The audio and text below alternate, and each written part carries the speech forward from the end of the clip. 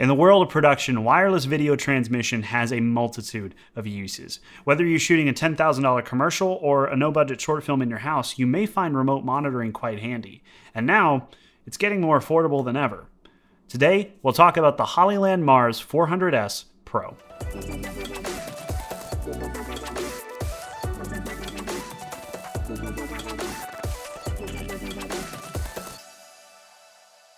Now, before we hop into this review, I want to let you know this is part one of a three-part series on two of Hollyland's wireless video systems. I was going to do them both in one video, but since I think they're aimed at two different markets, it's only fair that they're judged individually based on their intended use. So you can check out the Cosmo 600 system in part two, or if you're just interested in comparisons, you can just skip to part three. Now, for those of you who are new to the wireless video idea, there's a couple of different reasons why you might want to be able to monitor wirelessly. Number one, it just cuts down on wires that you have to string across set. It also enables remote focus pulling, which is kind of the main reason that I started looking into these systems. Plus, if you have the camera in a weird spot, maybe up above you or under a seat, or, I've had cameras in terrible positions all the time and had to cram myself in tiny little corners because I couldn't monitor wirelessly. So they're great for that as well. All right, here we are back at the white table of unboxing things. This is the Hollyland Mars 400S Pro. So this is a 400-foot HDMI plus SDI wireless transmission system. And we'll get to why I'm excited about the SDI here in a second. But let's go ahead and open this up. And there you got them. They're things. So right here, this is your transmitter. Red always goes on the camera, and that's a pretty easy way to remember it. And then you've got this blue one, and this is your receiver. And then in the package, you also get a little plug adapter. I guess this is a worldwide thing, and they just adapt it to whatever region they're sending it to. But that just goes on like that. Then you got wall power with this 12-volt DC in, I believe it is. And then you get 5 antennas. So you'll use 4, and then you'll have 1 as a backup. Neat.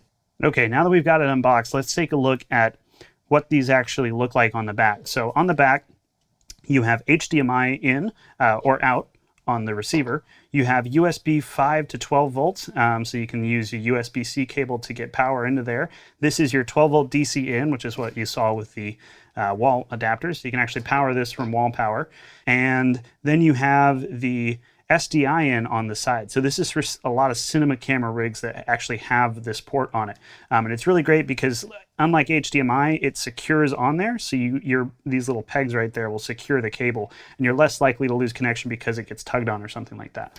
Now, I bought 2 different types of SDI cable. So I have a straight one, and then I have this 90-degree coiled one. So no matter how I have to rig it, I've got the right cable for it. You can, because if you've noticed, this is the Sony battery mount on the back. So you can use these NPF batteries and power your whole system like this, and just hit the power button there, and it'll turn on. Now, this is great and all, but what I have found is that this profile is a little ridiculous when it's actually rigged onto a camera. So what I've done is actually get an adapter cable. And what this lets me do is run into this 12-volt DC port on the back. And again, it screws in, so it's very secure. You're not going to be likely to lose signal because the power turns off. And it goes to a DTAP, so it terminates in something that you can plug into your V-mount battery or just the port on the camera itself. So really great to just be able to run wires to this and keep the bulk down so you can be lightweight and have your wireless transmission going off all the time. So pretty neat little design. I think it makes about as much sense as a Teradek, and it's got a cold shoe mount right here, so you can just screw that on to whatever hot shoe or cold shoe you've got available on the camera, and you're good to go. Now, the Mars 400S Pro is one of the newest systems on the market as of the recording of this video, and it's an interesting beast.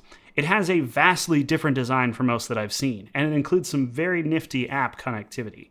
Okay, so a little bit about the interface on the front. On the front, you've got an up, a down, and a enter or select button. So in order to change channels quickly, you can just go through and tap it once. It'll go into blinking mode, and then keep tapping to change to a different channel, and then you hit the center button to select it, and you'll see it actually synced up this one over here. I've got them paired, so I think it kind of keeps a constant connection there. So you'll see there's no video on here. That's because I don't have anything coming into it, but if there was, you would be able to see the resolution and the frame rate right down here. So another thing to notice, you'll see you actually have a battery voltage on both of these. What Hollyland says is to replace the batteries when you get down to 6.3 volts. So you don't want to undervolt your electronics. Watch that voltage meter. If it drops down to like 6.5, I would say pop those batteries off, get a different one on there. Okay, so let's get into the main menu a little bit. So all you have to do is hold down the center button for about 5 seconds, and then it'll go into your menu. So in here on the receiver, you have channel scan, fan speed, system settings, Wi-Fi password, network info, version info, and then exit to leave the menu. On the transmitter, it's a little bit different. So when you go into the main menu on here, you have this extra option of scene mode. So what this allows you to do is select between HD mode, which is the highest bit rate but the longest latency, balance mode, which is somewhere in between, and then speed mode, which lets you have the lowest latency. Now also in here we can go through and you can go to your system settings, you can change the language, you can reset everything to defaults, and then you have this pair button which lets you pair the two transmitters and receivers together. So pretty standard stuff, and then to get out of it you just go all the way down to the bottom and hit exit, and you're out of it. I purchased this hoping to use it for a wireless focus puller, but after some testing, I've found that's not really what this is designed for. Now, overall, both units, the transmitter and the receiver, are very small and lightweight. As a matter of fact, they're exactly the same size and weight because they are exactly the same design. And the metal chassis feels really solid on these. And one of the most interesting things about this system is the variety of ways you can connect to it. You can connect one transmitter to one or two receivers, one transmitter to one receiver plus up to 2 apps, or you can connect one transmitter to 4 apps. Any phone or tablet that can download the Hollyview app can connect to the device's Wi-Fi signal and pick up the video feed. To connect to the app, all you have to do is look for this little network name that's right here on the screen of both the transmitter and the receiver in your Wi-Fi list, and you'll just tap on it. And I've already got the password entered, so it's going to go ahead and connect. But if you don't know what the password is out of the box, I believe it says in the manual, but you can also go into the main menu and go down to Wi-Fi password, and it'll show you that the default is 1234567 8, and then you can change that in the settings. Now that we're connected to the Wi-Fi signal that's being sent from our transmitter, we can close out of our settings, go into the Hollyview app, and then in here you'll see the little orange connect button is lit up all in orange. If you're not connected to the Wi-Fi network, it'll have an orange ring, but it'll be white if I remember correctly. Then you tap on it and you'll have your video feed. Let's talk latency. Now I've done a test to see how much latency is introduced by the Mars system. First, we need to establish a baseline for latency, keeping in mind that your monitor has to process the signal coming into it, so there will be some latency there already. Here we have an HDMI cable running from my C100 directly into the 7-inch monitor. When we pause, you can see that our monitor introduces about 100 milliseconds of latency. And here's what that latency looks like with quick motion. Now we'll switch over to the Mars 400S Pro running in HD mode. When we pause, we can see there's a difference of about 180 milliseconds. So minus the 100 from our monitor, you're looking at about 80 milliseconds of latency, which is exactly what they advertise. Here's some quick motions though for you to get a feel for how long that extra 80 milliseconds really is. But the Mars 400S Pro also has 2 other modes, balanced and speed, which theoretically compress the image more in order to transmit faster at the sake of some quality loss. But in my test, both the balanced mode and the speed mode actually introduced more latency than the HD mode, causing the difference to jump up to about 200 milliseconds. That's 20 milliseconds slower than the HD mode. Now in Hollyland's product specs, they say that the speed mode should get you down to 60 milliseconds of latency, but that's not the results I got in my testing. And now we get to the range. And this is where things get unexpectedly positive. Now, the test I'm going to show you is a very middle of the road situation. There's a straight line of sight from the transmitter to the receiver, but the receiver is situated under a power line, and we're in a heavily residential area with lots of Wi-Fi and cell phones and all that junk. So, check out the results. So we're out here, it's a glorious day, there's lots of small engines revving all around us, and we're gonna do a distance test on the Mars 400S Pro. So in order to do that, we've built this very stupid rig where we have the Mars 400S up here, we've got a GoPro pointed down here at the meter counter on a, it's basically just a measuring wheel is what they call it. And yeah, just clamps everywhere. And this should give us an idea with this little setup over here that we're pointing our other camera at of where the signal actually cuts out. So we'll be able to tell what the range is on these. Now I've done a channel scan on the 400S Pro to find clear channels. I've picked one of the ones that it selected. And so now that's recording this screen, and I'll make sure our meter counter's reset. And then we'll take a walk down this little road here and hope that I don't get accosted by school children. Right in line with the transmitter. Here we go. Will you just yell at me when it cuts out? Yeah. Okay. Yeah.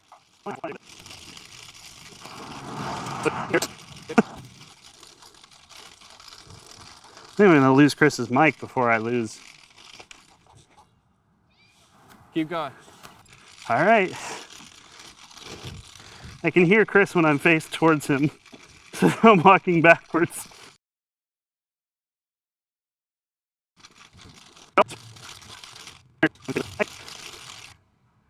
There's no way it's still transmitting. I'll get down to the end of the street. We'll see. But I'm pretty sure that's got to be, yeah.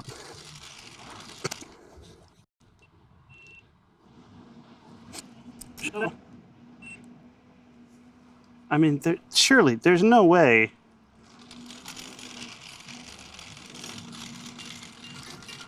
Okay.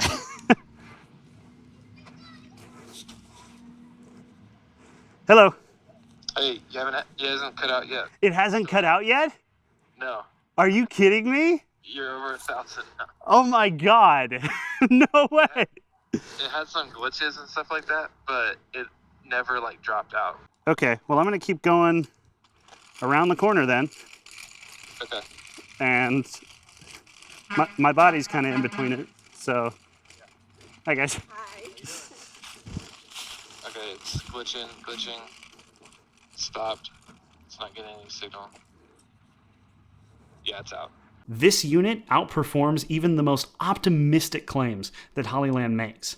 Now, as soon as you add obstructions like a body or walls between the two units, your performance will drop dramatically. But the fact that you can get this kind of range at all is very impressive. What's not so impressive is the picture quality. It's okay. I mean, you can certainly see your frame, but colors seem to be a little washed out and not quite true to what I see on my camera's monitor.